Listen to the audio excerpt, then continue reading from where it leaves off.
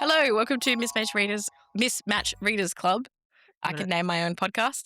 I'm Hannah and I'm here with Eliza, and we are talking about books that defined us and childhood favourites today. And we'll also do general reading update, the Wheel of Plot Luck. We have Wheel of Plot Luck's next episode. Whatever. We can update on the last spin. We can do the previous one. And also, hopefully, this episode, touch wood, we are not going to have technical difficulties like the 45 minutes of lost footage that we have from the previous episode, because we have new mics. We do. Which feels very professional. We're also sitting like on opposite ends of the room almost at this point. Yeah, we couldn't be further apart, genuinely. Genuinely. Fits the vibe for us. But yeah, we'll just physically. There was that meme I saw recently that it was just like, I love my best friend so much. One day I hope I can give her a hug. And I was like, yeah, that's pretty much me and Eliza. Although I love my best friend so much, one day I hope we get a picture together. Yes. And I was like, yeah, you and I having 4 photos from the last decade. I'm pretty sure the last photo we actively took together was when I came down. There was one time I came down. I think it was when we went for dinner at that Korean place. Yeah, I think you were pregnant when we took a photo. The last time we took a phow together. It was so long ago. And you weren't that like... It was almost 5 years ago. You weren't like super, super pregnant. I think you were like pre 20 weeks or something. Yeah, I came down in November. I think I was about 17 weeks. Yeah. For my sister's wedding. Because you had like a little bump, but not a big bump. The bump had popped a little bit. Yeah. So that was the last photo. Oh, we've got like one when I came up to Queensland. But it was like, it's not a good photo. It's like me and then you in the background making me breakfast. Oh, yeah. We do well. We do well. It's fine. If this podcast goes anywhere, we will be forced to take photos together. Disgusting. Probably professional ones.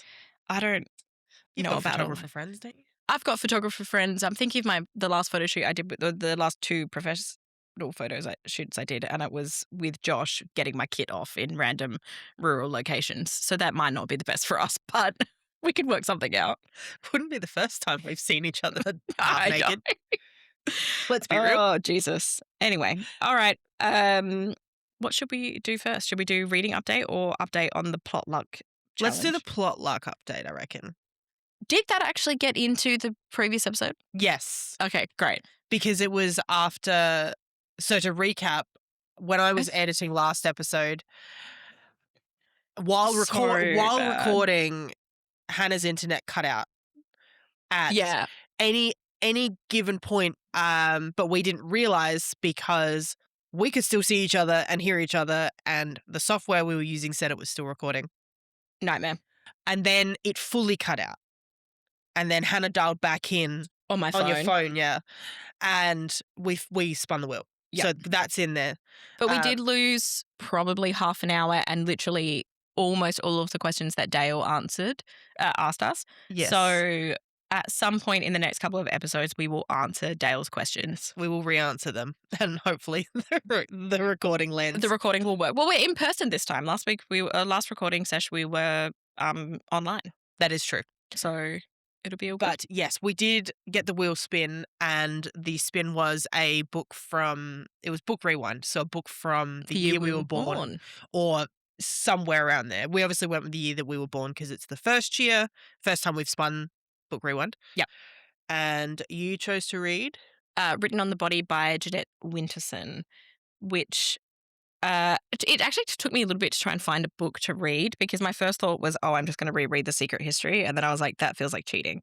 Yeah, well, we also vetoed that. We did veto it. That was the one veto. I've been wanting to reread it because one of my work friends has been reading it on my recommendation, and he really liked it. And it was making me be like, I should revisit that book.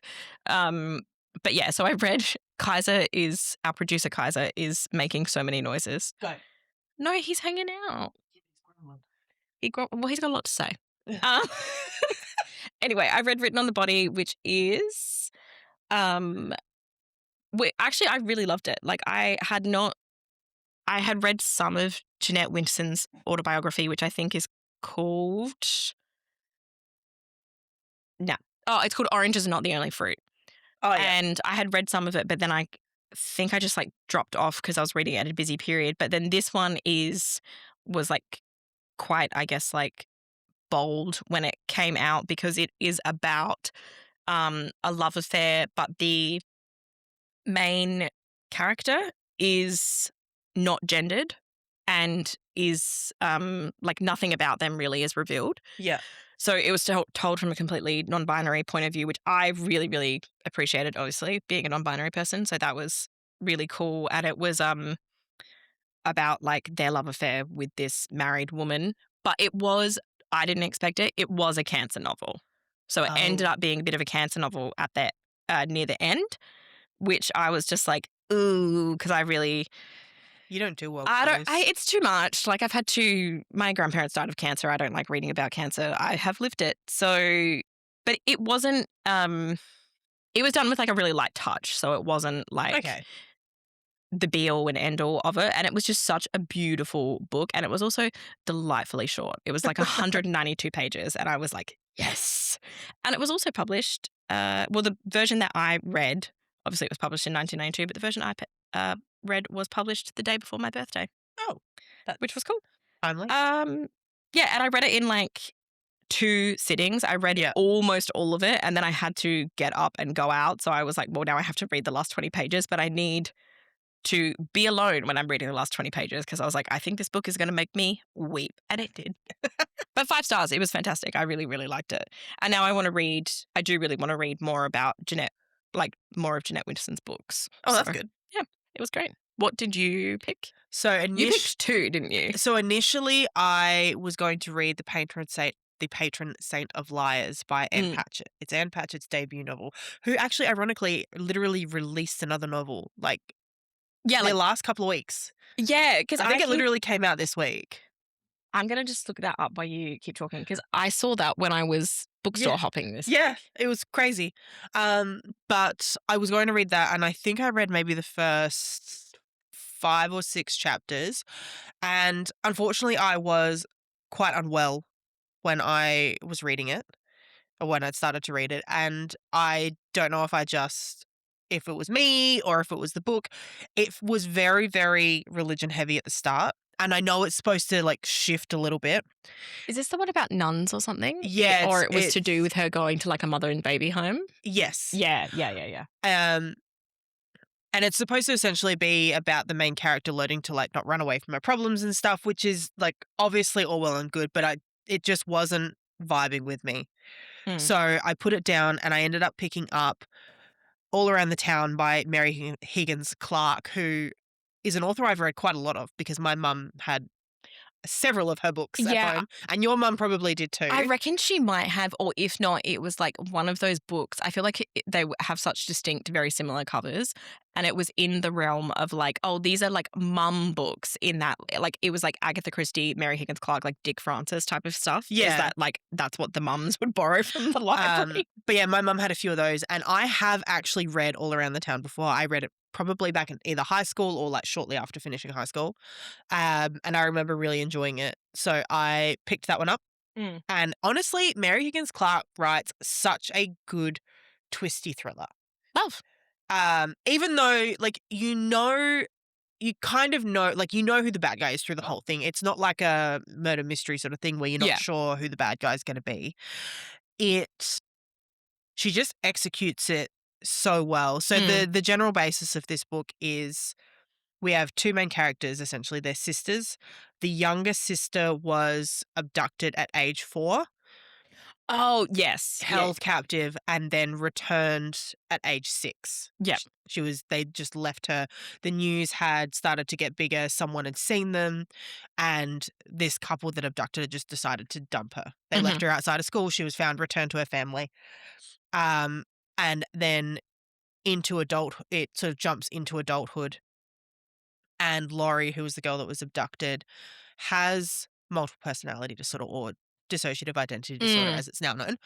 And they think obviously that stemmed from being abducted. And, it's a pretty common understanding nowadays that DID derives from severe trauma as a young child. Yeah.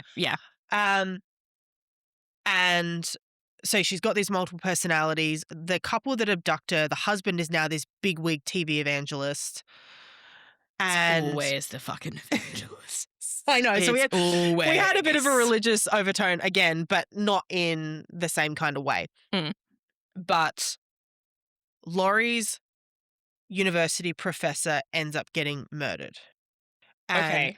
one of Laurie's alters has been writing this professor, all of these like rather explicit letters. Oh, And yes. she has no recollection of. So then he gets murdered. She becomes the prime suspect. Mm. And then it sort of twists and twists and twists and twists. And Yep. it's just, it's so well done. Like, I think I rated it 4.5 stars. Like, Love it's not a perfect thriller, but it's easy. Yeah. It's quick to get through. Excellent. I can't recommend Mary Higgins Clark enough. I feel like she's another one of those authors as well who just like published so many books. I think one of my favorites by her, and I don't remember what it's called, but it is essentially, I told you about it. It's a Lizzie Borden retelling. Oh, yeah. Almost. That's excellent. But yes. Yep. After we went for a walk and you were telling me about this book, I did go back and listen to the podcast episode about Lizzie Borden that I really like, which is the Law podcast. I honestly don't know if it's still going, but it's probably it's been going forever. Lore. Yeah. And that guy has such a soothing voice. Like, he's got a beautiful, beautiful voice to listen to. But I really liked his Lizzie Borden episode, so I went back and listened to it, and I was like, yes, Lizzie Borden, so good. So yeah, that would be a good one to read, I think. Also, going back, Anne Patchett's book got published 3 days ago, 2nd of June.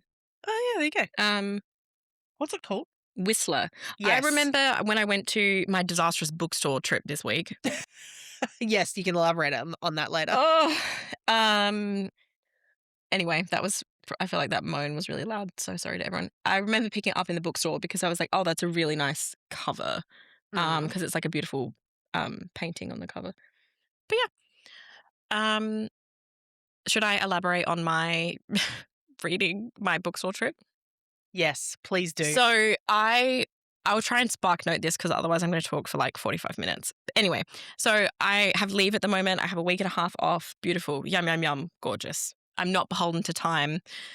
Justin's getting out of bed in the morning and going off to work, and I'm going bye and rolling over and going back to sleep. Stunning. Love that. It's gorgeous. I plan to read a lot, and I haven't read. I've been on leave since Tuesday night, and I have not read a single word of a book except for like maybe 5 pages of autobiography of Red by Anne Carson. And I'm like, I'm going to go buy books, and I'm going to use the voucher that my friends got me for my birthday, and I'm going to go to Matilda's bookstore. Anyway, I get up. I'm like having a beautiful time. Whatever. I get a coffee. I get a little sweet treat from my favorite place to get coffee when I get off at the train. Blah, blah. Should I tell the photo booth story? Your call on that. You're the one. You're exposing yourself in that one. I have half an hour to kill before I have to get the bus up to Stirling. And I'm like, oh, I'm going to use the cute little vintage photo booth in the Adelaide train station.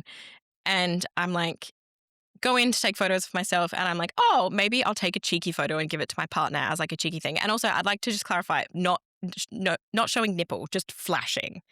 I'm wearing a cute bra. I'm like, this is going to be fine. You're still covered. I'm still covered. You're still, it's fine. For the most part, publicly decent. Anyway, while I'm in the photo booth, I have my headphones on. I have my music playing very, very loudly. I'm in the zone. As I pick my jumper up to flash, a person pulls the curtain back. We both scream. Quite loudly. And then he goes, oh, I'm so sorry. He's like, I don't think you could hear me, but I was knocking on the outside. And he goes, I'm actually here to service the machine because the flash is working, but the photos aren't taking. I'm ready for Satan themselves to drag me down to hell at this point. I'm like, please let the ground open up. I'm going to die. Anyway, he was a darling. He was so nice. He refunded me my money. And then he was just like, oh, people take photos like that all of the time. You don't need to be embarrassed. Anyway, I'm like... Still mortified? Oh, I just can't believe it happened. I was just like, seriously, I just wanted to do... like, and I don't do things like that often. And I'm like, this will just be like a fun, cheeky photo that I can like leave on Justin's like desk or something. Yeah. Or, you know, pin to the fridge and wait for him to notice it. Nightmare. Anyway, so I'm like, okay, cool, whatever. Moving on with my day. Moving swiftly on with my day. Obviously, I do the thing where you do something embarrassing and you go, I'm never going to tell anyone about that. Then I immediately text all of my friends about it. Yeah. Which was funny. And then I get on the bus to where I think I'm going to Stirling. And I do not realise, having not lived in the hills for a fucking decade, prior to this living there for 13 years or 14 years or something. And I don't realize that the bus doesn't go through Stirling anymore. So I think that it gets off basically across the road from the bookshop. Yeah. No. It gets off. The closest I could get to Stirling was the Crafers interchange, which is like a 2-kilometer walk. Yeah, you'd have to walk across the bridge. Yeah. Over the highway. Yeah, and I don't realize that. And I don't have a great sense of direction anyway. And I'm like, okay. So me, 34 years old, have to ring my mummy because the bus takes me to Mount Barker. Maybe I shouldn't dox where my parents live in the Adelaide Hills. You've already said it. They live in Mount Barker. That's fine. Mount Barker's huge now. So I have to ring my mum and she goes, what are you doing? And I go, can you come and pick me up? I'm at the shops, or like the Mount Barker shops. And she's like, why are you there? And she's like, shouldn't you be at work? And I'm like, we don't need to get into it, Mum. Just come get me. I'll explain later. So anyway, thanks, Mum. So she came and picked me up and then she very, very kindly dropped me off in Stirling, which was nice of her. Did she come in? No, she just dropped. I went and had coffee with her and stuff like that and hung out with my parents a bit and my brother. And then she was just like, I'll drop you off at Stirling. So I was like, okay, cool. So she dropped me off. I went in there. It was really nice. It was so unbelievably cold in Stirling, like 3 degrees cold. Yeah, I was going to say, that's the day it was going to be like 15 here in the city. And I think Stirling was going for like 10. Yeah, it was like the wind chill was crazy. But it's always cold in Stirling. It's like the bottom of a gully. Yes. So, yeah, it was very chilly. But Matilda's is always beautiful. I was trying to have like a really nice, quiet, peaceful time. And there was a very loud child in there just screaming, I want a book. I want a book. And like, me too, babe. But I can do that silently. We love your enthusiasm, but maybe take it down a couple of decibels. Please. Yeah, it was really nice. But I do feel, I was talking to Justin about it. I feel like there's not a ton of new books out that I want to buy at the moment. And I think it's because I've probably already bought them or already looked at them and gone, oh, I don't think that I want to read that. And I feel like I've been in bookstores a lot and like with the podcast and stuff, like more on, I'm going to buy, like looking at new releases and stuff. Yeah. So I was kind of in there like, oh, I can't find a ton of books that I want to buy, or these are all books that I've seen before. Yeah. But then I did end up spending a lot more than what my voucher was. But I bought Vocal Break by Lauren Elkin, which is about like women in the music industry. Yeah. And she's like an art. Kaiser? Shush. You're not adding to the conversation. She is an art historian and I'm excited to get it. Then I got Helen of Nowhere by McKenna Goodman, which is a fiction book, which I'm excited to read. And then I've got, what else did I buy? Hold please. Same. Oh, I bought Absence by Issa Quincy, who is a British poet, but this is his first fiction novel. So I'm excited to read that one. And then the other one, I'm so I was like not expecting to see this there, but Matilda's has a great range. So that was not really that surprising. But I got My Heart Is This, which is Tracy Emin on painting by Martin Gayford. And Tracy Emin's like my favorite artist besides Louise Bourgeois. And it's like essentially like a long form interview with her, and it's like her I think this is actually the book that goes with her latest exhibition, which is a big retrospective on her work and her new work that she has made, because she got a massive cancer diagnosis in 2021 or 2022, and she ended up having to get essentially, it was like, I think like her bladder, colon, full hysterectomy. Whoa. Like has a colostomy bag and urostomy bag now. Yeah. So thought it was going to like kill her essentially because it was so bad, but she's now like recovered and she's made this like beautiful series of work about it. So and it's like a big, beautiful hardcover book with like lots of photos and stuff in it as well. So yeah, that was apart from the like rocky start, it was a very successful bookstore trip. And then I had a very wholesome interaction when I was waiting for the bus back into Adelaide, where I was like going through all of the books, and this old man sitting at the bus stop next to me going, "Did you buy every book in the shop?" Oh, bless. And I was like, "Oh no." And then he was like, "Can you tell me about what books you got?" And I was like telling him about it. And it was just like a nice wholesome interaction. I love that. Which was very sweet, because I was like, I don't know. I don't know. Sometimes I'm like, I don't really want to talk to people when I'm at the bus stop. But he was just like so nice and just clearly wanted a little chat and everything, which was cute. So yeah, I it was love good. that. I love it when you get, like, I don't particularly like talking to people at bus stops either, but when you get those occasional ones where you're like, oh, you're so sweet. Yeah, it was just wholesome. He was very cute. So yeah, that was that. And now I don't have any book vouchers to spend anymore. Unfortunate. Devastating. Gotta Neither have do another I, birthday. actually. I spent my Dippers one when we went a couple weeks back. Yes. I spent more than my voucher too. Oh yeah, I had a $50 voucher and I spent $180. Holy shit. Well, the Tracy Emin book and the Vocal Break book both have like full color images in them, and they're like big hardcover books. Yeah, so they're probably like $60, $70 each at least. Yeah, they were like $65 each. Okay, it's easy to do that. It's diabolical. It's absolutely diabolical. But yeah, it was good. It was good. And then like a couple of days before, Justin and I went to Streetlight and I bought, I think it's called Surreal Spaces, and it's about Lenora Carrington, who was a surrealist British artist, and it's written by her, I want to say either it's her great niece or her cousin. It's like quite a distant family relative, but that person is a journalist. And they've ended up kind of like writing, I think they've written 2 books about her, and they kind of like reconnected with her because Lenora Carrington like left Britain and moved to Mexico and lived to Mexico for a large portion of her adult life. Okay. And she kind of like reconnected with her when she was in her like late 80s, I think it was. And wrote about her art and stuff like that, which is really good. But it is a fucking brick of a book. I bet. It is so heavy.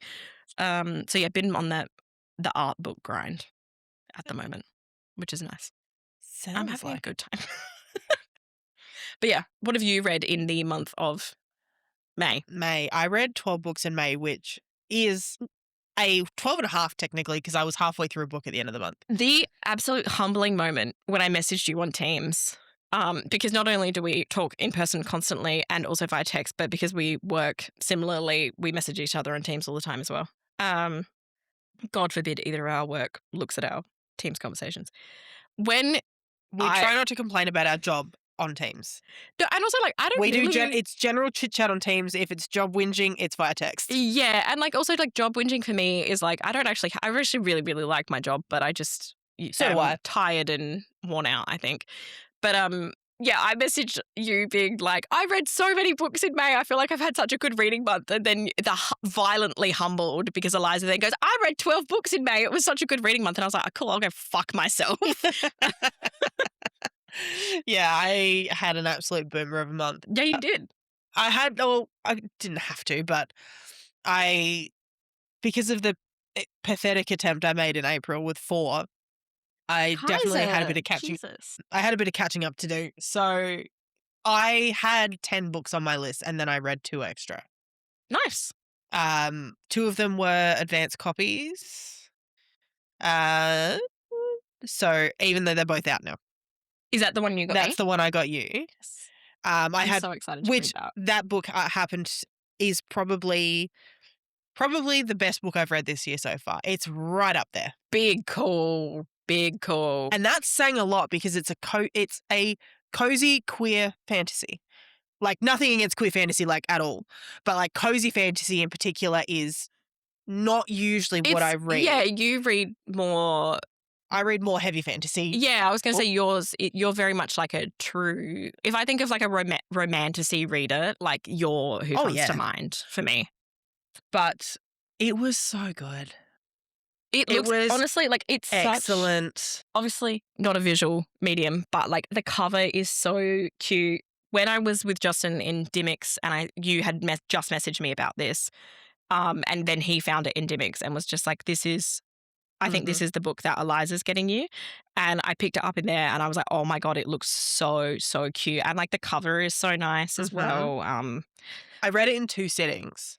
I'm so excited. Like it's described as, like I've said this to you, but for our listeners, it's described as Stardew Valley, which if you've played Stardew Valley, you know what it is, meets Studio Ghibli. Delighted. And honestly, delighted. That is the best description it could give. Yes. I'm so happy. That's absolutely bang on. It was so excellent. And like, it's a brand new release. So I don't want to give like any spoilers because it literally came out like 3 days ago. Is the technical publishing date. But yes, absolutely excellent. Like, I would read it all over again. Yes. Probably immediately. I'm so excited. So to read was it. very, very grateful to receive an advanced copy from Poison Pen. Cute. Yeah. If you like cozy fantasy, I would recommend. I love cozy fantasy. Yes. Well, obviously, after reading the Paladin's book. What were the other good books that you read? I also read, let me pull up my list because I don't have it up in front of me. I also read, obviously, The Wax Child, which we have talked about. Extensively. That feels like I read that so long ago. Yeah, but I actually read it in May. When I looked at the books that I read in May, I was like, May, I think, went for like 3 years. And I think it was genuinely because Justin and I were sick for most of May. Like, we were sick for 3 weeks of it, and it was just like dragged. So I read, The Thorn Queen. So I talked about a couple of these books, I think, in the last episode. I'd read The Thorn Queen, The Wax Child, Deathbringer, which was another one I received as an advance copy. So I actually read 3 advance copies. Jesus.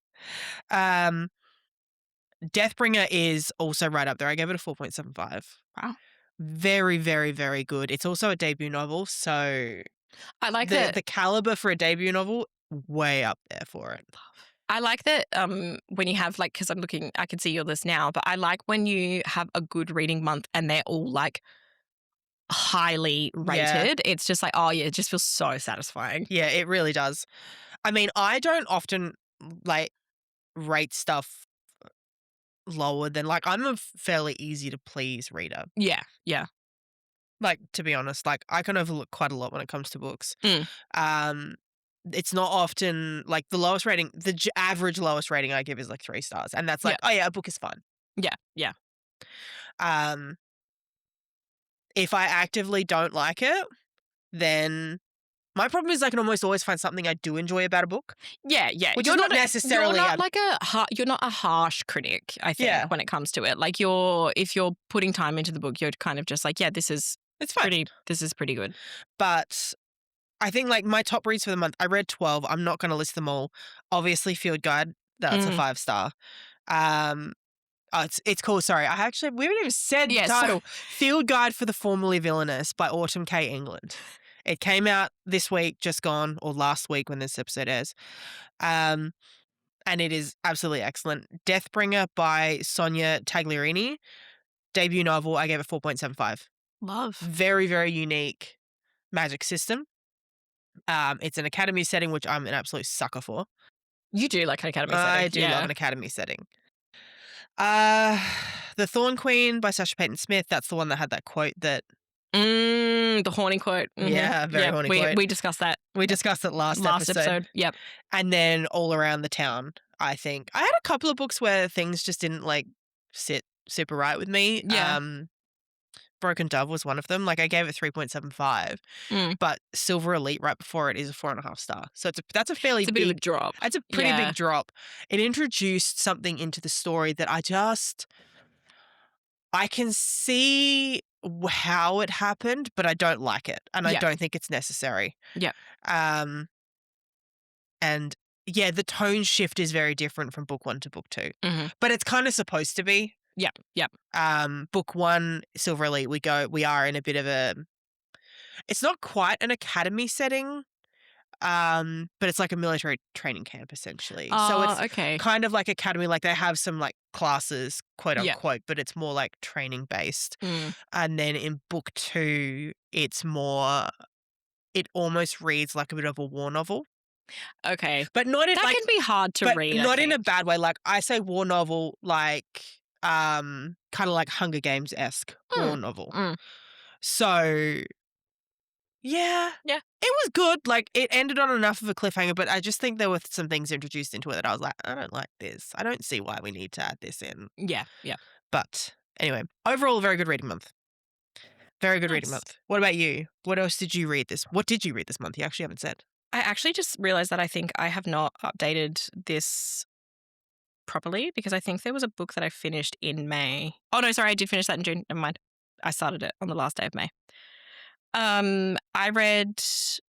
I'll just list them off and give I'm going to try and do brief reviews. Hopefully brief. We have been recording for 30 minutes already. I read The Position of Spoons and Other Intimacies by Deborah Levy, which was like a non-fiction collection of her essays. Yes. Deborah Levy can be a bit hit and miss for me, which this month is a good example of her being hit and miss for me, to be honest. So I thought this was a bit all over the place and I didn't love it. There was a couple essays in there that were really good, and then there was a couple where I was like, I don't understand. This feels a bit. It wasn't all cohesive. Yeah. As an essay collection, I thought. Okay. Then I read Offences by Constance Debris, which was translated from the French. It was really short, like under 100 pages short, and it was about what makes a criminal. And that was really, really fascinating. I thought that was really good. I read Hagtail by Sally O'Reilly, which was my book club book with Emma. And it was a Macbeth origin story. Yes. Couple really cool parts in it. It lost me towards the end. Yeah, I was going to say, you ultimately didn't really like it, did you? I just wish there was like the chapters about Wolver, which was like the girl who ends up marrying Macbeth, or the Macbeth character in it. I wanted to be a little bit more fleshed out. Yeah. And there was a couple really, really like aggressively violent, and like I'm okay with violent scenes in books, but it felt like it didn't match the rest of the book. And there was a particularly like violent scene with the death of a child, and I was like, this is actually unnecessary. Like it felt like disingenuous. It felt like gratuitously violent. Yeah, that's the word I'm looking for, not disingenuous. Then I read Written on the Body. And then I read Flaneur, Women Walk the City by Lauren Elkin. This was her, I think it might have been her first novel. And it was her like exploring women walking through the cities over history. Okay. Really, really interesting. Like it like explored like Paris, London, Tokyo, and New York. Super interesting. I really, really liked it, but I love Lauren Elkin, so that's not really a surprise. And then I read My Year in Paris with Gertrude Stein by Deborah Levy. Perfect example, 5 stars. Yeah. Brilliant book. Like I don't think it was like every single line highlighted. I'm like highlighting shit. I'm taking photos of it. I'm sending it to Justin and Dale being like, I have goosebumps on the train. This is so fucking good. It was just excellent. It was like her writing. It is a fiction book, but it's her writing a novel about Gertrude Stein, who is an American writer. Okay. And it was just fascinating. It was such an interesting book. It was nice and short. It was like 230-ish pages. Yeah, it was beautiful. I actually bought that with, I think I bought that with the voucher my brother got me for my birthday from Dylan's. Yeah.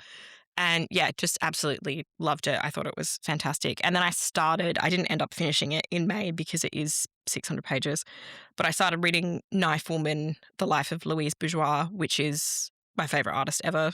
I'm sitting here looking at you're looking at the tattoo that I have. Love her. She had a very, very long career.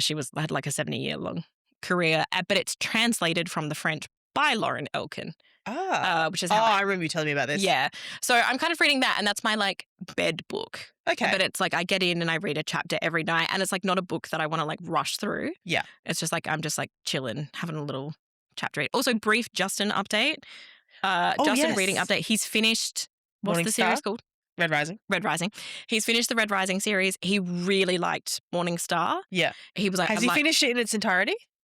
All 3 books. Oh, the first 3. Okay, Yeah. So he's read the first 3. He really liked them. He said it was such a good ending. He liked how everything was really well wrapped up. You could stop there if you wanted to. I think he said that he is going to stop there at the moment because the other ones are really big, and also he is wanting to read more of nonfiction, like get back into his nonfiction reading. And also just wait till the last book has a release date, because otherwise you don't want to like. I am. Big fan. I'm a big fan. I'm all for rereading. Yeah. However, they're huge. The second 3, like the second arc, 3 books that are out are big books. Yeah. Yeah. Like the first 3 are like fairly short. Like I think Morning Star is the biggest out of them, and it's like maybe 450 pages. Yeah. But they're all sub 500. The rest of them are more than 500 pages. Yeah. Yeah. So rereading those is going to be a task. Yeah. So that's why I've also stopped after Morning Star. Yeah.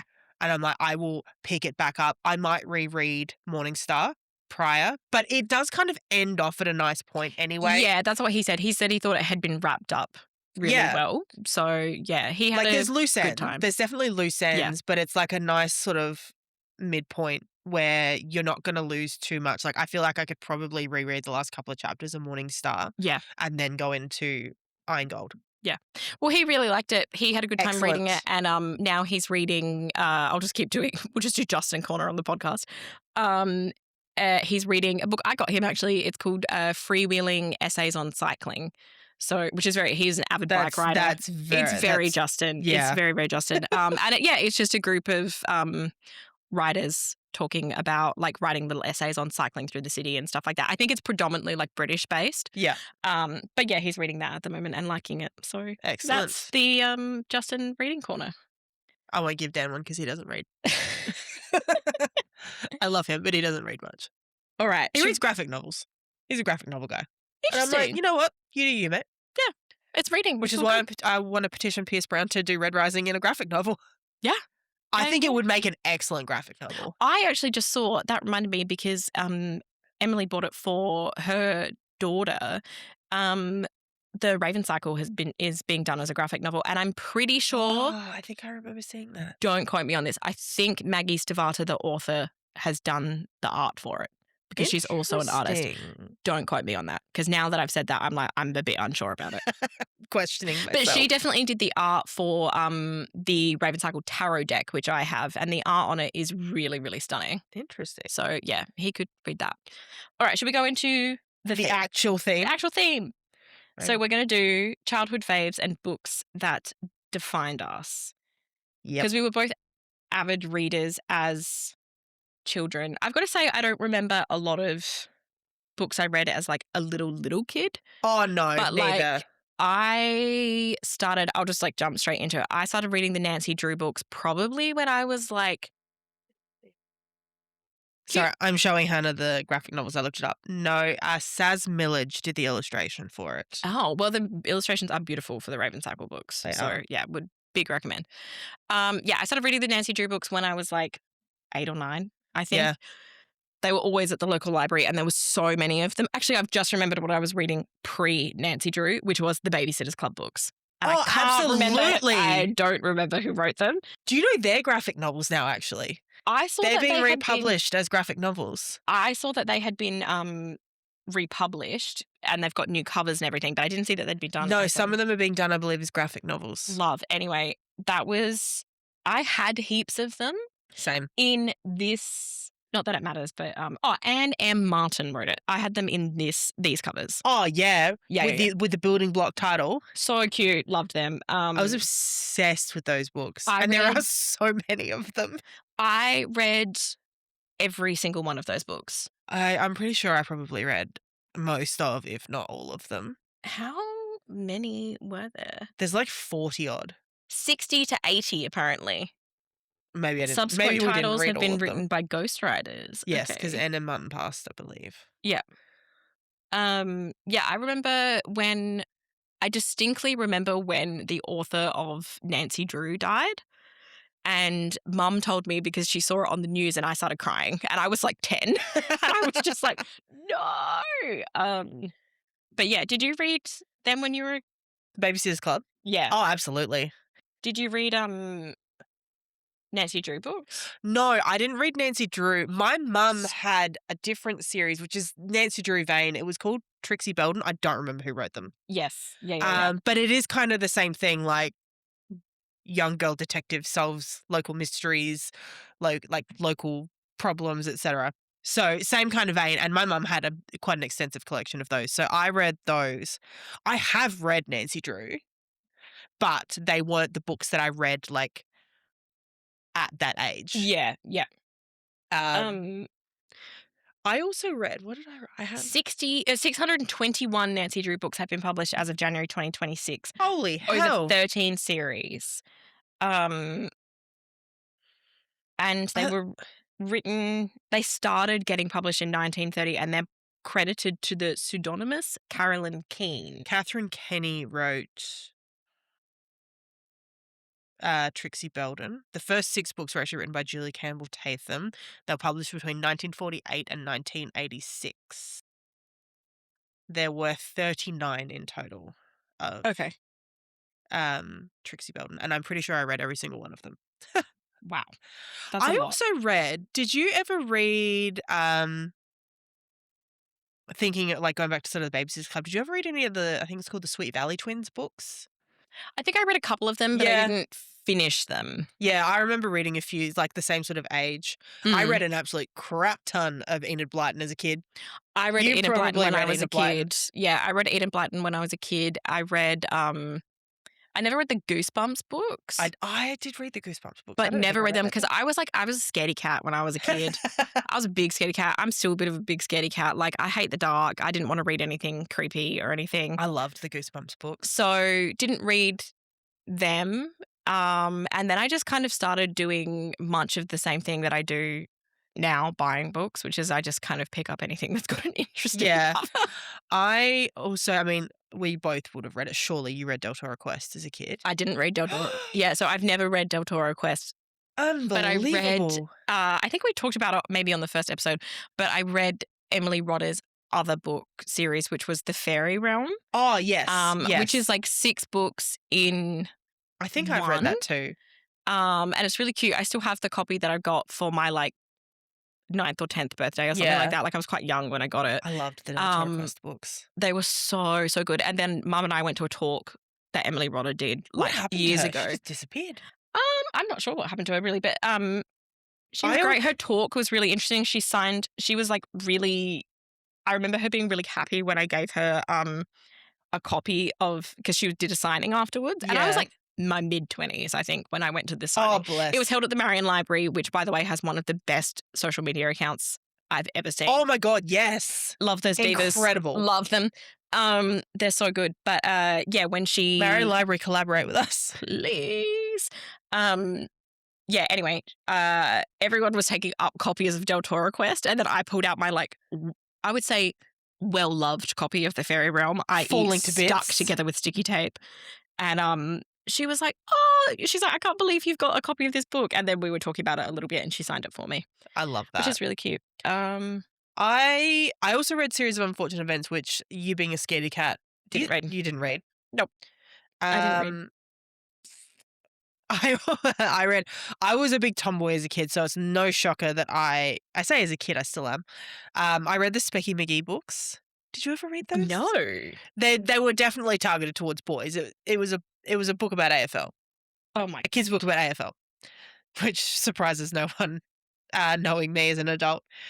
I also controversially would sneak my mum's Archie comics to read. Oh, that's fun. Wait, Archie is... Are they the ones that Riverdale's based on? Archie's in like Riverdale, yeah. Okay, love that. Yeah. I used to steal those. I used to get in so much trouble. And I don't know if it's because, like, realistically, like, they're not inappropriate for kids to read. So no. I don't know if she's just, I never knew if it was like you're too young to be reading this, or a don't read this because you'll ruin it. And these are really old comic books. Yeah, yeah. But I read those. Obviously, we both read The Babysitter's Club. Angus Thong's A Perfect Snogging. Didn't read the book, but I did see the movie when the movie garbage came out. Compared the movie is garbage. It was really, really bad. Although the books were good. The books were fun. Who was the love interest in the movie? Was it Aaron Taylor Johnson? No, it wasn't Aaron. Yeah, no, I think it is Aaron Taylor Johnson. Oh, hang on. Yeah, I remember seeing the movie and I didn't think the movie was that good. Nah, it wasn't. No, not my favorite. The books are great. The books were very good. I also read Percy Jackson. I do think I only read the first few Percy Jackson books, though. I didn't read Percy Jackson. I loved Percy Jackson. I didn't. Unfortunately, like, obviously not now. I was Harry Potter pilled when I was a kid. As we all were. And we'd absolutely both read the shit out of Harry Potter as kids. Yeah, I did, and I now don't even own my Harry Potter books. I think I burnt them. And I still own mine. I'm completely against everything that J.K. Rowling stands for. So, also, side note, never read anything by Robert Galbraith. Yes, because that's one J.K. of her Rowling's pen names. Pen names. And it's a pseudonym she writes under. Yeah. Just for record. And then I started reading... I also read the Alex Rider series. Stormbreaker. Oh, I did read that. They were good. Yeah, I remember reading them. Teenage spy novels. I think I must have been like 12. Did you read the Artemis Fowl books? No, I did not. I didn't read them either, but my brother was really into them. And I remember only ever kind of like hearing good things about the Artemis Fowl books. Like people really, really liked them. And then like getting a little bit older and stuff like that, I read Twilight. We absolutely both read Twilight. Everyone read Twilight. I had a Team Edward t-shirt. It was fine. Obviously. But like pre that, I read a lot of the Sarah Manning books, who's a British author. She did the Diary of a Crush series, which I can't tell you how many times I borrowed that book from the library. That sounds familiar. It was about like a 16-year-old girl and her falling in love with this. You can tell. I will explain this book and you will suddenly understand so much about my personality. So it's about like a 16-year-old British girl who like, I don't think these books would hold up if I went back to them.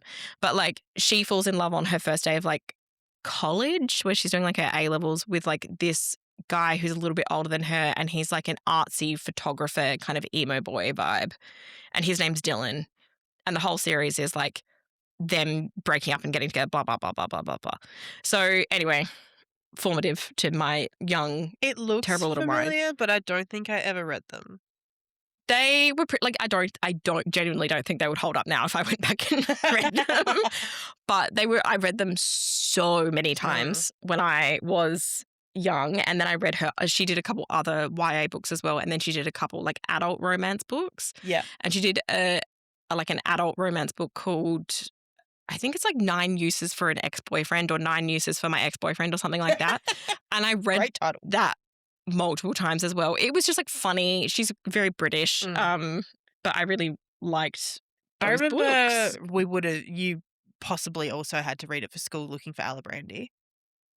Yes, I did have to read that and I liked it. And then there was also the movie. Oh my God, I've just had a...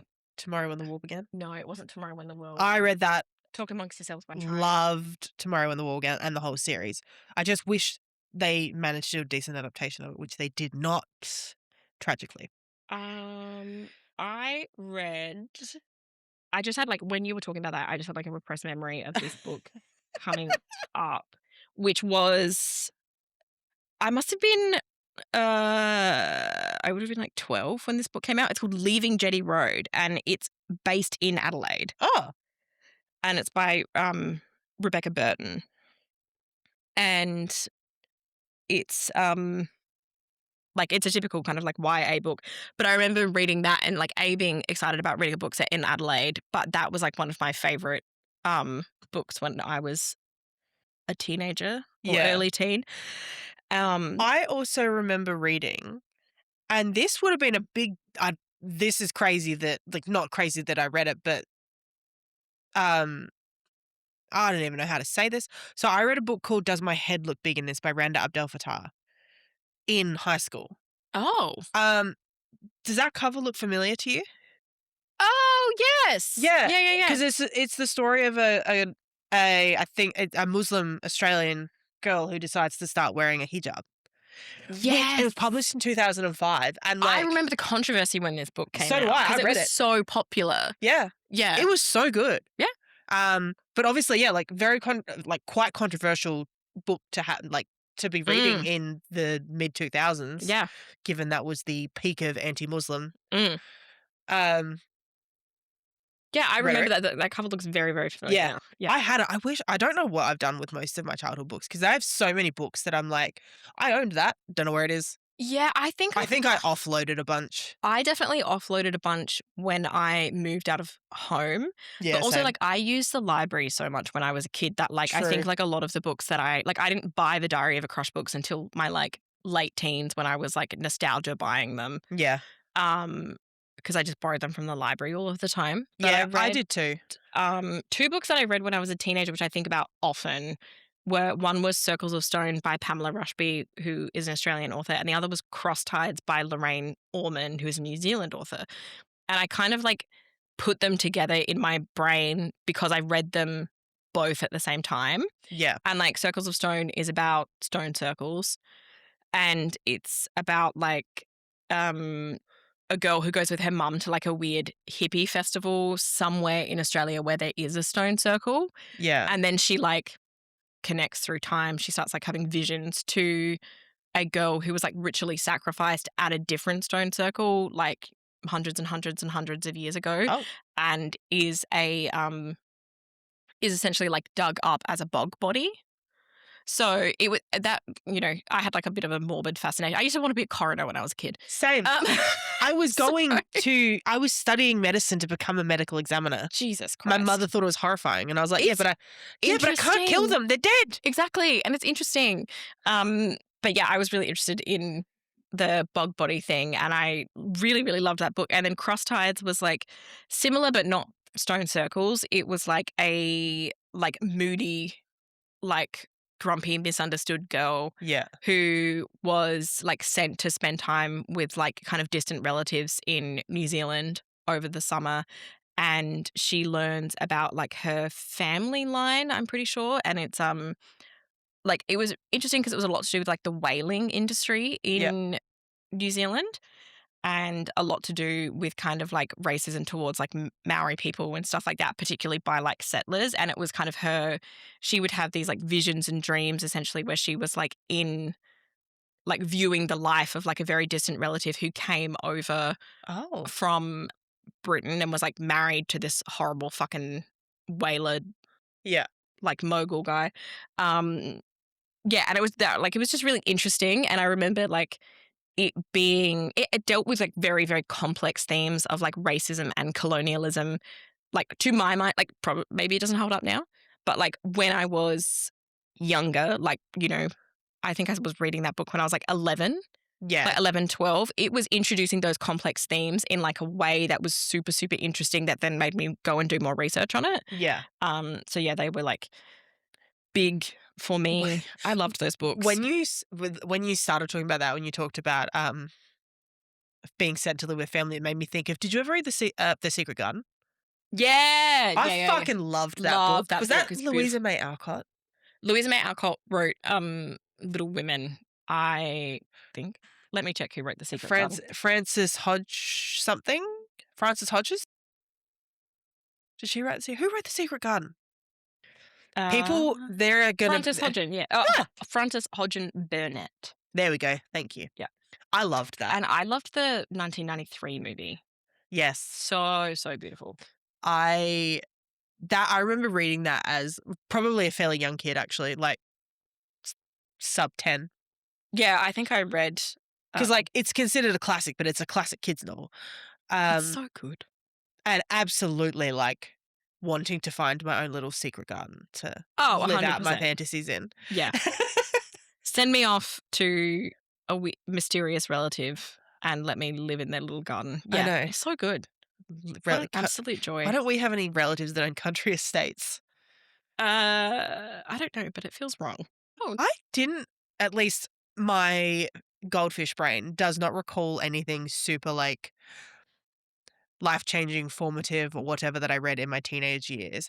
I, obviously growing up in a small town, like my school, I utilized the library a lot too. Yeah. My school library was also like the community library. Yeah, same. So they had your general school age stuff, nonfiction, and they also had the adult section. Yeah. And once I got into high school, I was old enough to get books out of that adult section. Oh, I could get books out of the adult section when I was living in Peterborough, so I was like 12. Yeah. And we would do the Peterborough Library, the Jamestown Library, and the Port Pirie Library. Nice. So we'd just hit all of them because we were all pretty much avid readers. Yeah. Like except for like my youngest brother and my dad. But my mum and two of my other brothers were all like avid readers. Yeah. And I'd be going into that. I was not reading age appropriate books. Brother, I was reading James Patterson at 13. But I love James. I like James Patterson. We've talked about him before. He's probably one of the most prolific authors. I think he is. I think we looked him up at some point in an episode, and he's published so many books. I really enjoyed his books, particularly his Alex Cross series, which is one of his earlier ones. And he also had a series called Women's Murder Club, which are the books that like they are all like number based. Like the first one is called First to Die. There's like First to Die, Second Chance, Third Something, 4th of July. Yeah. Like they're all like numbered that way. I loved those books. I also, he was writing about badass women solving crime. Yeah. So, and I'm like, I can respect that. Yeah. I also really got into the Kathy Reichs books, so Bones. Those books. Yeah, my mum loved those books. And I liked Burns when it was on. I used to like watch the it with my mum. TV show, but it doesn't hold a candle to the books because they Interesting. changed so much, right? Yeah, yeah. So the books are set in Canada. They're set in they're set in Montreal, Quebec. That's very different because I think that They're set in Washington. that's what I thought. The TV Yeah, show I was is. gonna She say. works for the Smithsonian. Mm, I'm pretty sure in the TV show. mm, So no, it's set in Canada, and that's quite a. they have a lot of they have certain passages that are written in French. Oh, They okay. give you the translation after. Yeah. But there are certain parts that they have because they're French speaking. Oh, It's so different. I really, really enjoyed those. I also read the Tomorrow series, and then obviously as we got into later high school, things like the Hunger Games came out. The Shadowhunters books. Shadowhunters book's huge, which really cemented our love for fantasy. I also read the Miss Peregrine's books as well, which Home was for Peculiar Children. Or whatever yeah. I read. I think I only ended up reading the three of them because I think it was originally only going to be a trilogy. Yeah, and then more books got added. I think as it got more popular. But I read the first three and I really liked them. I thought they were quite good. I know there are so many books I read that are just not on this list, but brain empty. Also, I read Game of Thrones when I was a teenager. Lots of maybe teenager, early 20s. Obviously, also I did all of the John Green books. Yeah, in a young adulthood. I also don't think there's anything particularly wrong with the John Green books. I think I just oversaturated myself with them, and I find his online presence kind of annoying, but they're not bad books. I don't think. I think they're fine. I think they're good they're good of their time. Yeah, pretty much. They're good like for the a time capsule almost. Yeah. I can't remember who the author was, but when we're talking about not reading age appropriate books, we were living I've got one. Yeah, when I was we were living in Peterborough, and I would have been 11 to 13. I think we moved just after my 13th birthday. But or maybe it was 10 to 13, whatever. I was very young, and I picked up this book at the library because it was in the new release section. Yeah. And it was called Drop Dead Gorgeous, and it was written by a British author who I can't remember what her name is. And it was I picked it up because it was this big brick of a book. Yeah. And I was oh, that's you. And it was it was written about a journalist, and I was oh, that's cool because I want to be a journalist at this point. And I started reading it. It was so fucking in depth about it was a fiction book, but it was main character gets addicted to cocaine, gets an eating disorder, her best friend dies, her boyfriend overdoses on heroin, she has a miscarriage. There is the most explicit sex scenes in that book, and I'm reading it having my tiny mind blown at that point. Can't remember who wrote it. Can distinctly remember Katie Agnew. maybe. Yeah. It's the main character's called Laura or something. Laura McNaughton. Yeah. Yes. Yeah. That is the one. And I remember being blown away. So I was damn, they're talking about eating pussy in this book. Crazy. Ironically, talking about books that we probably read far too young, and ironically also with a main character named Laura, I read, and I think my mum had this. It was called, and I have absolutely forgotten her surname, but it was The Diary of Laura, whoever the fuck it is from Twin Peaks. Oh, The Diary of what's her last name? From the girl who goes crazy. Yeah. Oh my God, it's completely left my brain. Yeah. Who? Oh, Laura Palmer. Laura Palmer. The Diary of Laura Palmer. My mum had that book, and I read that probably when I was 12. That feels too young. That was too young. That was too young because that was also real intense. You're essentially reading the diary of her dissociating and creating, because obviously in Twin Peaks there's this Bob character. Yeah. I've watched Twin Peaks. So, yeah. It's essentially her manifesting him. Yeah. The diary of how her brain is fracturing and how he becomes manifested. And there's this weird sexual tension between her and this character she's created. It was no thank you. It's intense. Yeah, no thanks. Probably a no from me. And I read that when I was far too young. Also read Perks of Being a Wallflower when I was a youngin'. I've spoken about it before, I think, on the pod, but yeah, that was a big book for me when I was The young. Secret Diary of Laura Palmer, it was called. Secret Diary of Laura Palmer. Yeah. And this is what the book looked like. This is... Is it not it's not the image of her dead on the front, is it? No. It just looks like that. Like very, very I have seen that book before. Yeah. Like I would honestly reread it now as probably an adult. Yeah, I liked Twin Peaks. I've watched, and I liked Fire Walk with Me and everything like that as well. I think Fire Walk with Me is what that is based off of. Yeah, because Fire Walk with Me is like prequel-y, I think. Yeah, it's been a while since I've watched it, but yeah, those were the big ones. Excellent show. Very creepy. Yeah, I feel like after that, it was like I read a lot of fantasy because I read like Game of Thrones and everything like that. And then it was like I went straight into uni and started just reading classics and like books for uni. Yeah. And then I was like, okay, well now I'm burnt out on because I have to read so much fucking Shakespeare. So not that there's anything inherently wrong with Shakespeare's works. There's not. They were actually very good. And it was like I liked. We all get shoveled Shakespeare in high school and if you study at university. Yeah, and I did. So there was so much Shakespeare in high school, and then there was so much Shakespeare at uni as well. But I also did I specifically did a subject on Shakespeare, so it was the entire. You dug your own grave on that one. I did, but then I did afterwards. I don't remember maybe it was just called Tragedy or something like that. Yeah. But it was like, and then obviously like there were books on there that were like Hamlet was on there. I think. Yeah. Hamlet was on there. So there was like 2 Shakespeare plays on there as well. So I was like, great, I've just done 6 months of Shakespeare and now I've signed myself up to do another 6 months of Shakespeare. Love that. So love that for you. It was a long year. It was a long year at uni. And it was like my second year at uni, I think. But yeah, it was long. And then now I'm up to where I'm at now, I think. I think in early young adulthood, I definitely had because I read the Shadowhunters stuff when I was probably like early 20s. Yeah, I think I was late teens when I read them. The first book came out in like 2008 or 9 anyway. So a lot of those books were, because I remember when some of the later the Mortal Instruments books, the later books got published. Yeah, I don't think all of them. So I did get to a point where I was reading the Mortal Instruments as they were coming out. Yeah, I think I was too, but I think I must have been late teens when I started reading them, I think. Because I think there was probably 3 out by the time, 3 or 4 out by the time I started reading it. Did you ever read Go Ask Alice? Oh, that sounds familiar. It was published in the 70s and it's an anonymous author. Although Beatrice Sparks is generally now viewed as the author of it. Yeah. But it was published as like a real diary of like a 15-year-old girl who like developed a drug addiction. But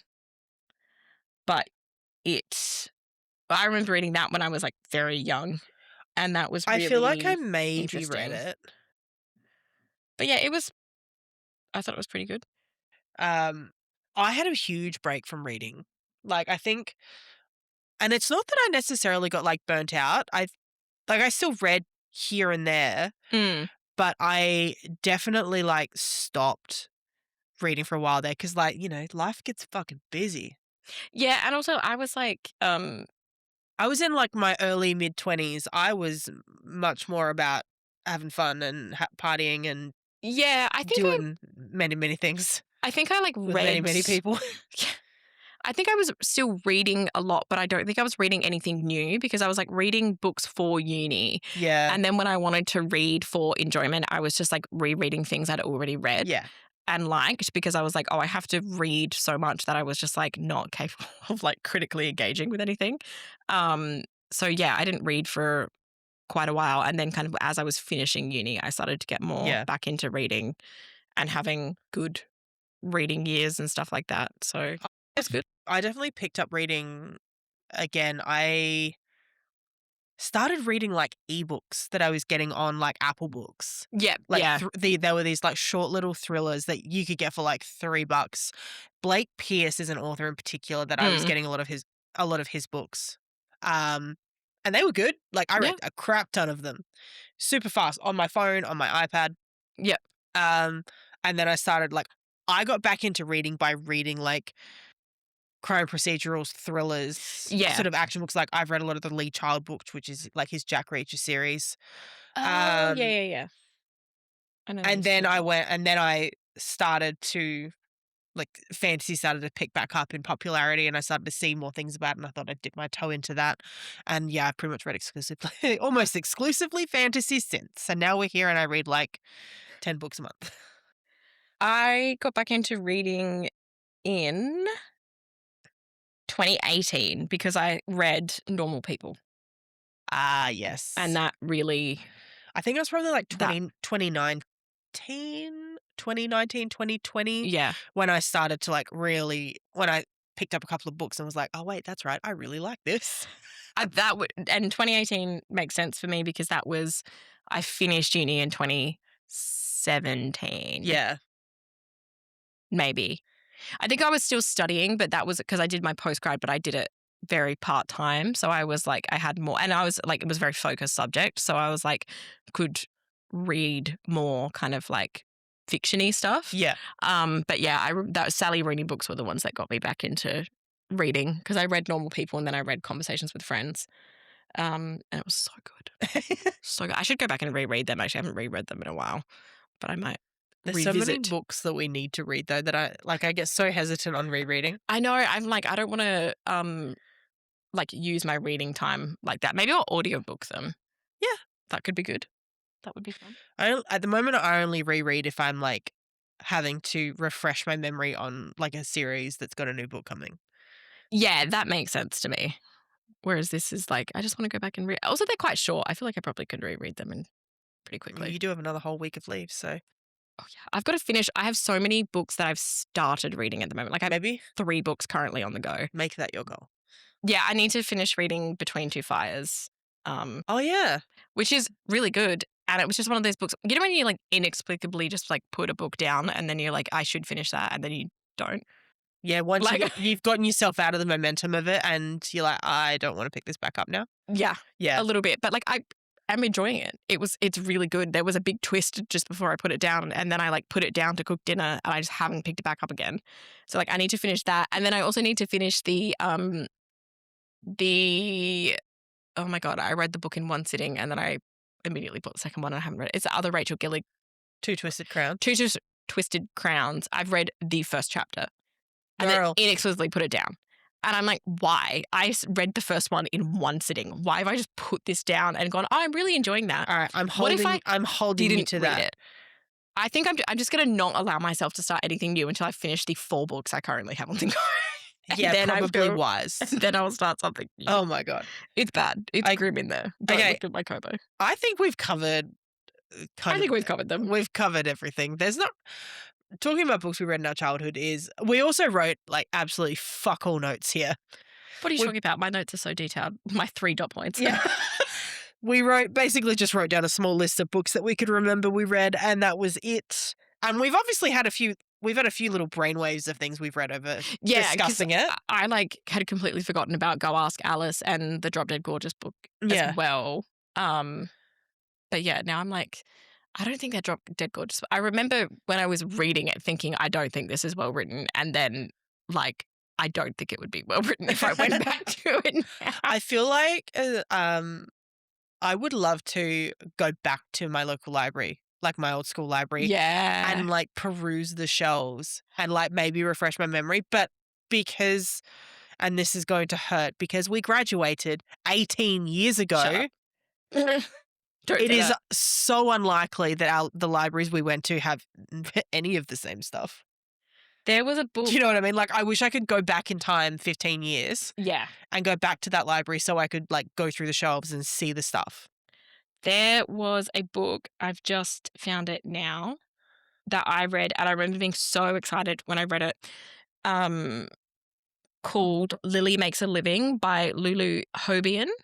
Yeah. And I read it when I was living in Peterborough, and I got so excited about it because it was based in that area. Oh, that's cool. And it was about this like young woman who just decides that she's going to like start growing all her own, like she's going to be self-sufficient essentially. So she like turns her garden where she's living into like a massive veggie patch and she gets chickens and stuff like that. And it's all about her like relationships with the people in the town and everything. Cute. And it was just like a really cute, like nice book. It feels like something that would be popular now. Yeah, truly. Like Ironically. now that I'm thinking about it, I'm like, yeah, damn, that would have actually been really, really popular. But I can't find. It looks like it was published in. Oh, it's published in 1996, and it's doesn't even. Happy 30th birthday to that book. Yeah. But yeah, it was just like a cute, nice book, and I just remember reading her and being like, I'm going to grow my own veggies, which I've never successfully done. No, neither have I. But that's fine. It's all good. But that was another. I just had that brainwave when you were talking about like going back to your old library because I was like, that was a book I found in the Peterborough High School library, and it was really cute. I actually would just want to go back to my hometown library just for the sake of it.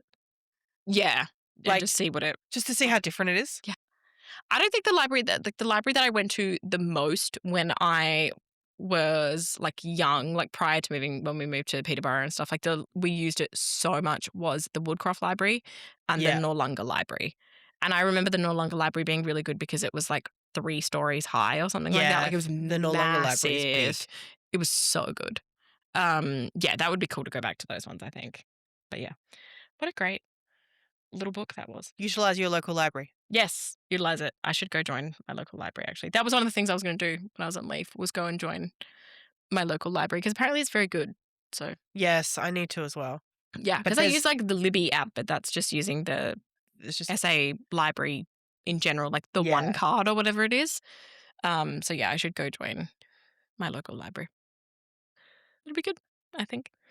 Are we going to play Corby's game? Yes. Yes. So this you go. was going to be part of we kind of took, like, Corby gave a very vague answer to our call for questions, where he, also because he's not even on social media, but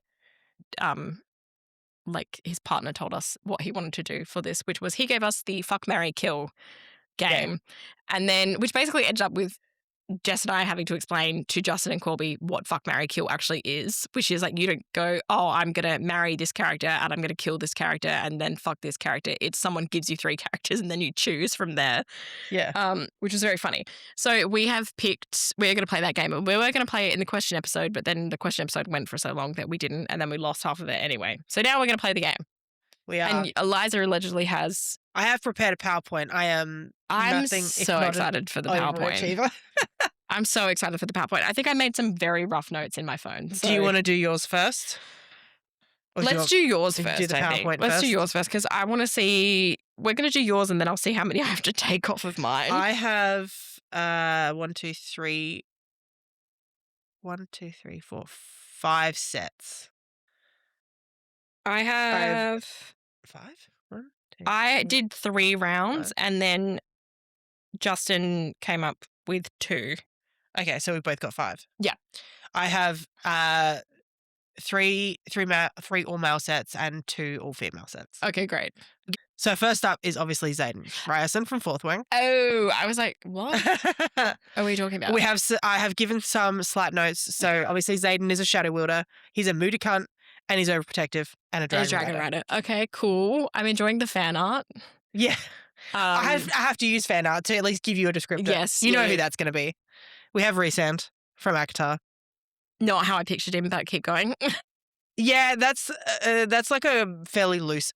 Resand's appearance is a highly debatable topic. I think he's too goody two-shoes looking in that. But anyway, keep going. He's High Lord of the Night Court. Mm-hmm. He's also a Shadow Wielder. This is kind of the Shadow Wielder vibe. Yeah. Section. I feel like I know who the next one's going to be, but continue.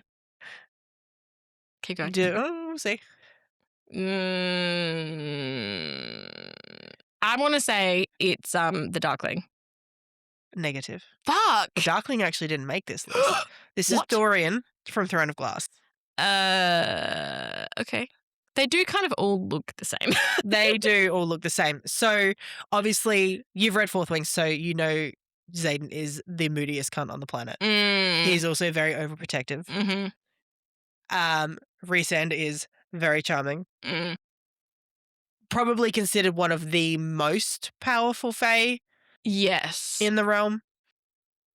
I don't know anything about Dorian, so immediately kill him because I don't know shit about him. So I like that you said the most charming and loyal to a fault, still kill. I think I would fuck Xaden and marry Rhysand.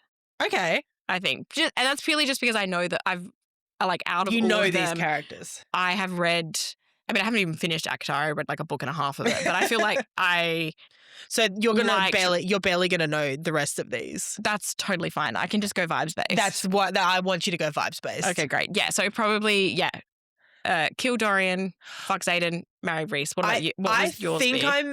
I love Dorian. I do.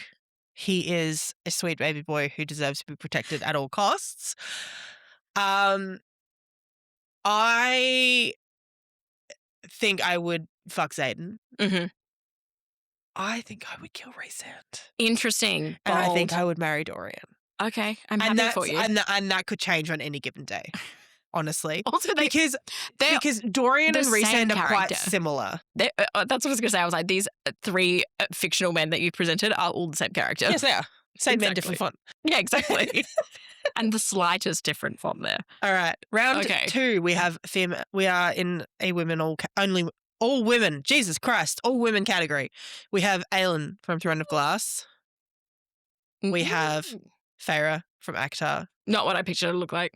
And we have Bryce from Crescent City. So this is basically the Sarah J. Maas trilogy of women. Yeah, I was just going to be like, okay.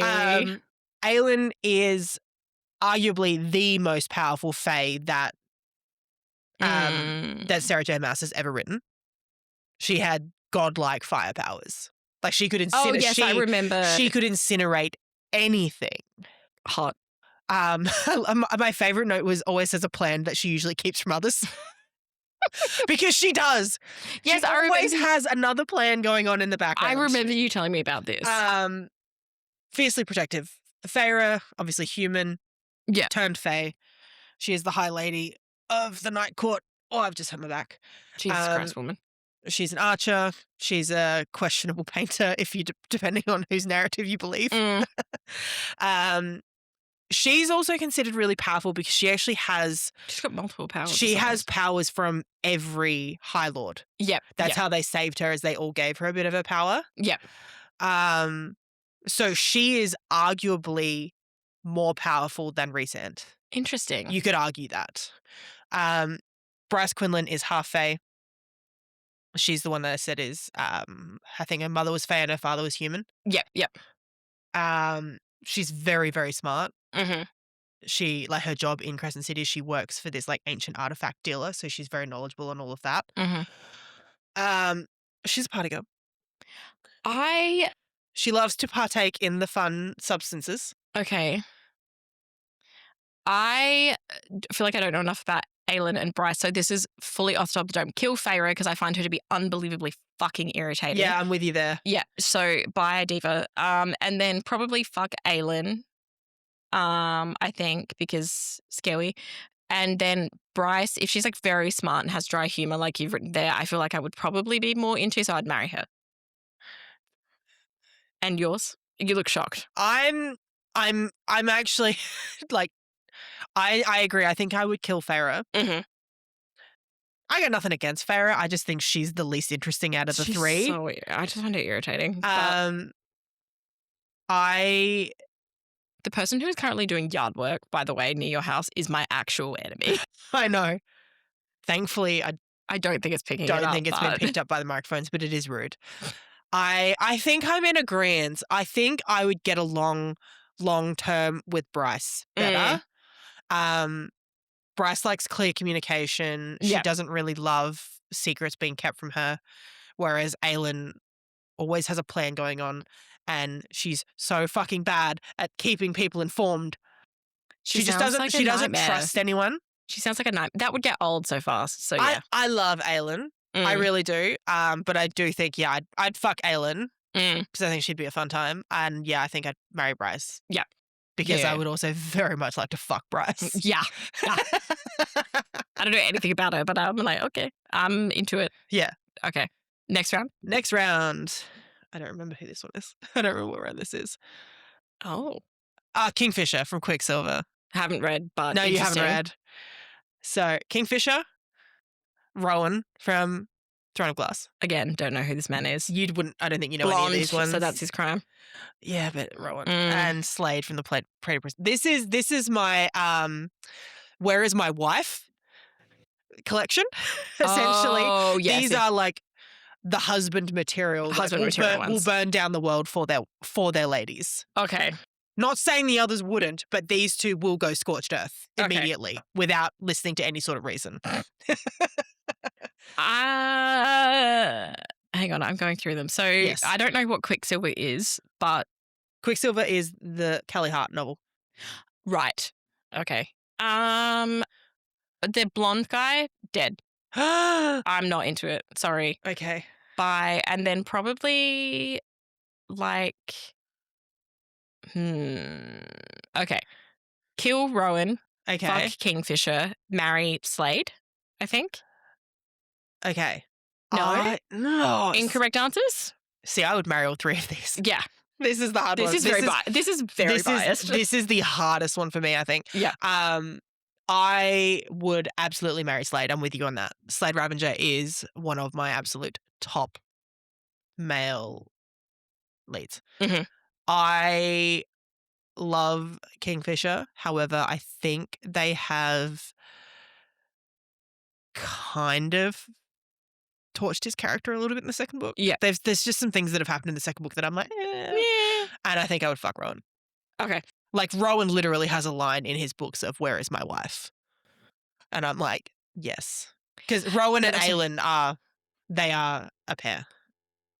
Oh, okay. For clarity. Right. Because I'm like, I don't know these people. Okay.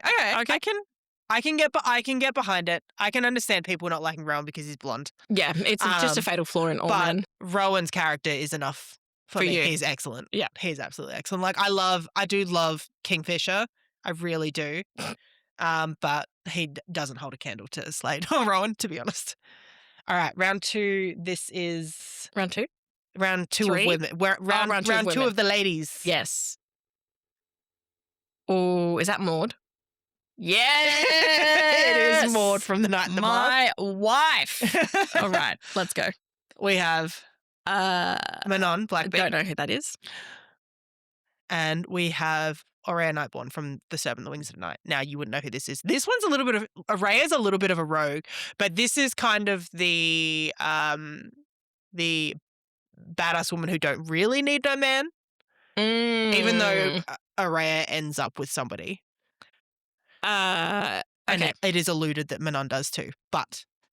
So, Manon, I will kill. Aurea, I would fuck because I saw that you said a fucking whiz with daggers, and I think that that's cool. Yeah. And then I would marry Maud in a heartbeat. Maud walked on screen, and I was just walked on screen. It walked on screen in my mind when I was reading that book, and I was just like sold.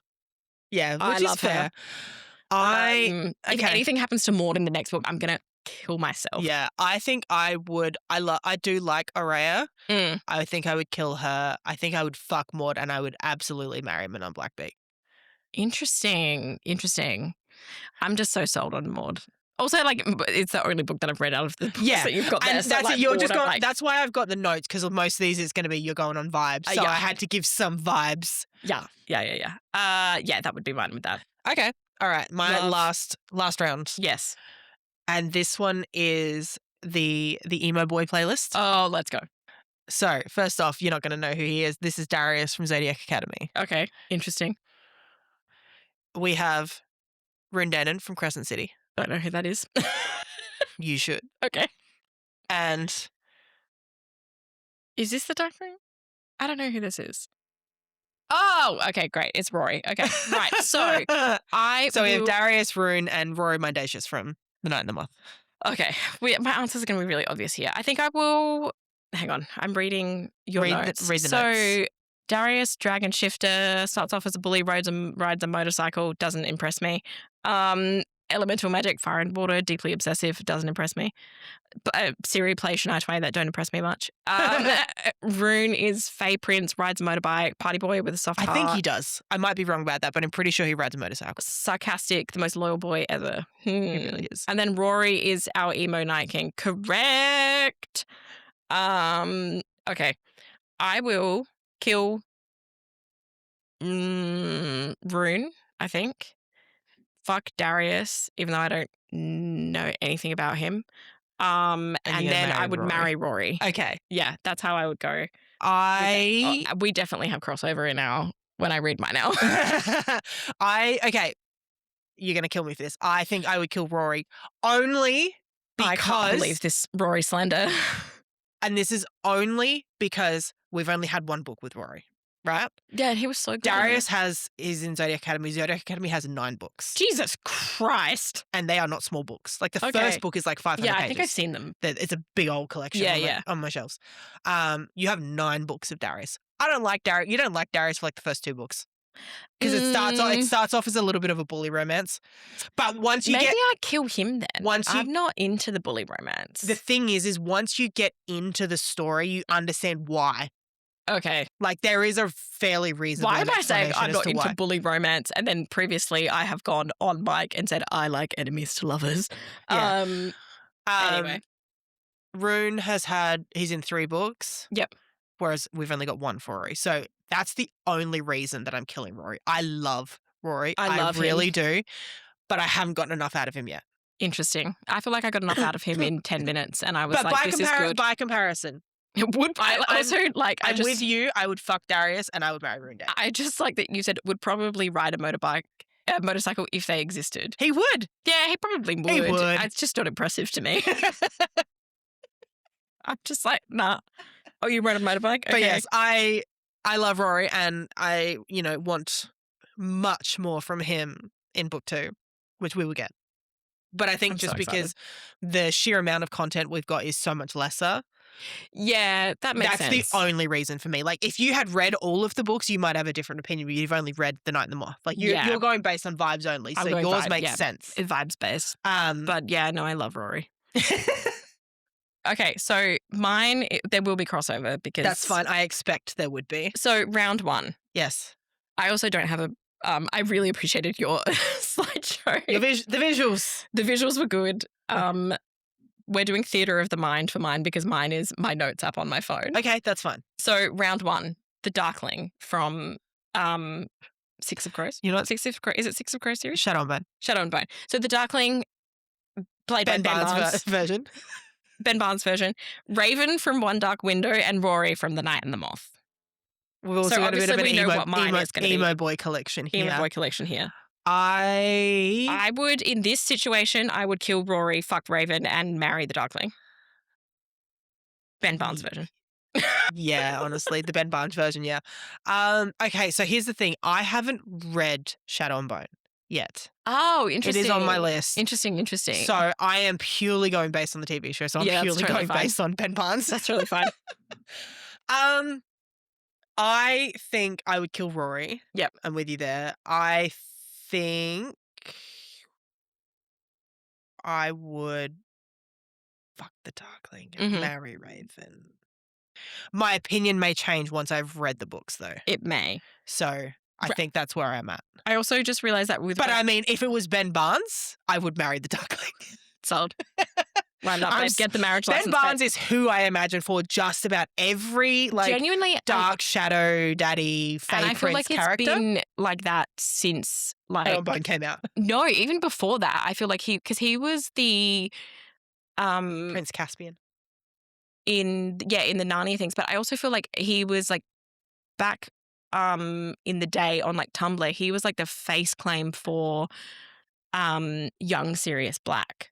Yes. And then he was... Yeah, because he still gets that. Yeah, he still gets that. And he was also in a lot of the, like, any kind of fantasy thing. It was, like, photos of him coming up of the, like, the dark fantasy guy. Ben Barnes is one of the most attractive human beings on the planet. Yeah, he's also way older than I thought he was. I think he's in his, like... Not that he's that old, but I think he's in his, like, mid-40s. I think. Okay, round 2. I'll have to give you descriptors of these because... And they're non-fantasy characters? No, they are fantasy characters, but you haven't read them. So round 2, Stephen from Paladin's Grace. Brooding, kind of very, very tall, knits in his spare time to deal with his As soon as you trauma. said knits, I thought... No. Knits socks for his fellow paladins. Okay, so broody tall and knit socks. Gotcha. Yep. Extremely kind of literal in his thinking. Okay, so Love him. Autistic. Yeah, my autistic rears. Ishtavan from Paladin's Strength. Slutty. Big. Wants specifically a big woman so that he... Like a big tall woman. Okay. And then... I can vibe with that because I am myself a big tall woman.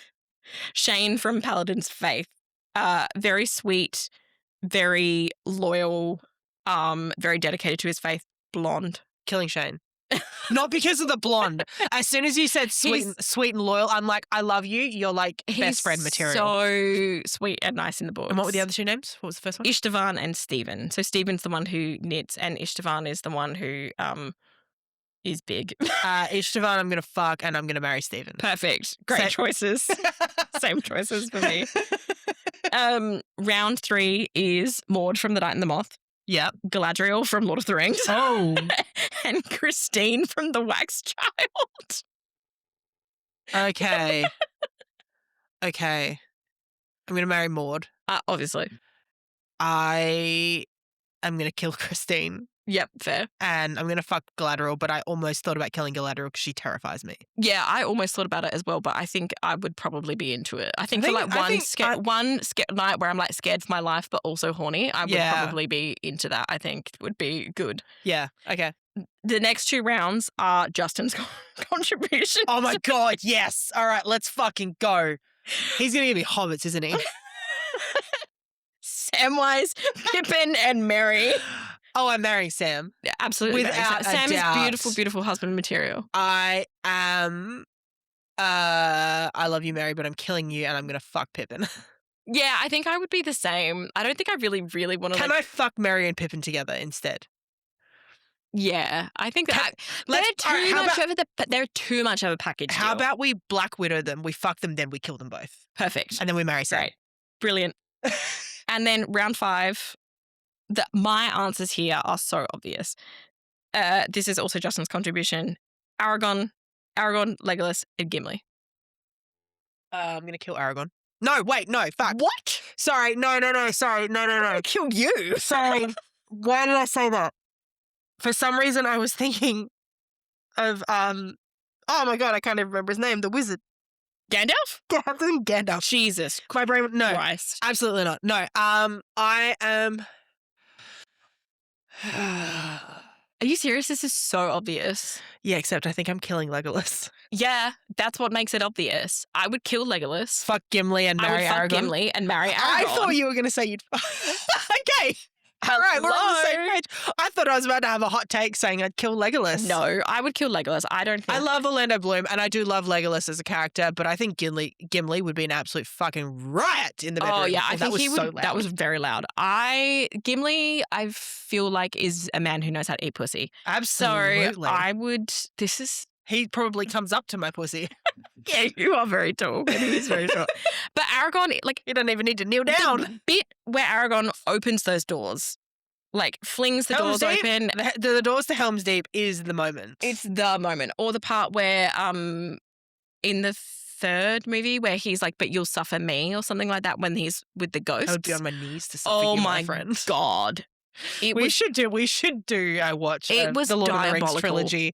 And just record all the moments where we get horny. It would be so...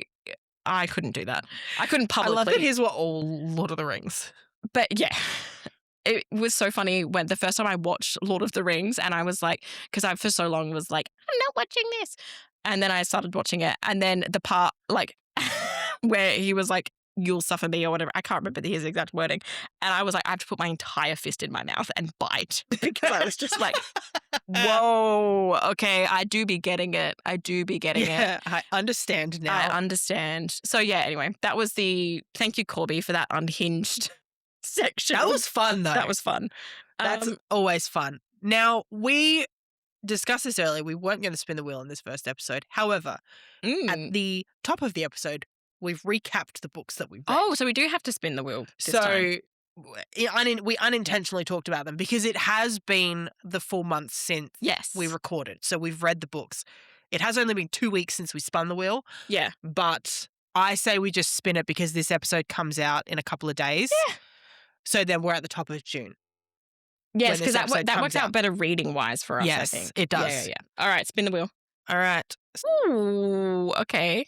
All right. Book and movie TV adaptation. Movie or TV. So a book that's got an adaptation, which means we need to read the book and we need to watch the adaptation.